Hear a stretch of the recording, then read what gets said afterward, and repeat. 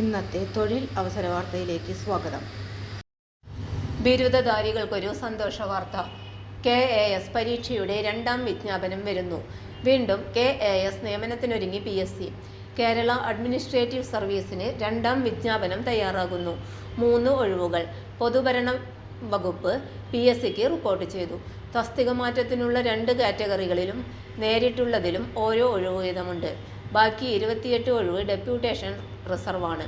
അങ്ങനെ ആകെ വരുന്ന 31 ഒഴിവുകളിൽ പുതിയ ബാച്ചിൽ നിന്നും നിയമനം നടത്തുമെന്ന് അറിയിച്ച് PSCക്ക് പൊതുഭരണ വകുപ്പ് കത്തു നൽകി. വിജ്ഞാപനം മാർച്ച് ആദ്യ ആഴ്ചയിൽ പ്രസിദ്ധീകരിക്കും. ബിരുദമാണ് യോഗ്യത. 3 കാറ്റഗറികളിലായിട്ടായിരിക്കും വിജ്ഞാപനം.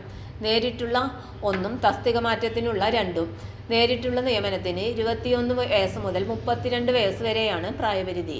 നോൺ ഗസറ്റഡ് ജീവനക്കാരുടെ തസ്തിക മാറ്റത്തിന് 21 മുതൽ 40 വയസ്സും 1ാം ഗസറ്റഡ് തസ്തികയിലുള്ളവരുടെ തസ്തിക മാറ്റത്തിന് 50 വയസ്സും പൂർത്തിയാകാൻ പാടില്ല. 2 ഘട്ട പരീക്ഷയുണ്ടായിരിക്കും. ഒബ്ജക്റ്റീവ് മാതൃകയിലുള്ള പ്രിലിമിനറി പരീക്ഷയും വിവരണാത്മക രീതിയിലുള്ള മുഖ്യ പരീക്ഷയും. KASന്റെ ആദ്യ വിജ്ഞാപനം 2019 നവംബർ 1 കേരളപ്പിറവി ദിവസമാണ് പ്രസിദ്ധീകരിച്ചത്. 2 വർഷത്തിലൊരിക്കൽ പരീക്ഷ നടത്തി KASലേക്ക് നിയമനം നടത്തണമെന്നാണ് വ്യവസ്ഥ. എന്നാൽ ആദ്യ വിജ്ഞാപനം വന്ന് 5 വർഷം കഴിയുമ്പോഴാണ് അടുത്തത് പ്രസിദ്ധീകരിക്കുന്നത്.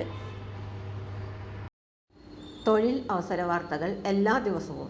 തൊഴിൽ വാർത്തകൾക്കായി ചാനൽ സബ്സ്ക്രൈബ് ചെയ്യുക. ലൈക്ക്, കമൻറ്റ്, ഷെയർ ചെയ്യുക. Question papers, notes, answer key, video class, വാർത്തകൾ തുടങ്ങി കൂടുതൽ വിവരങ്ങൾ വെബ്സൈറ്റിൽ ലഭ്യമാണ്.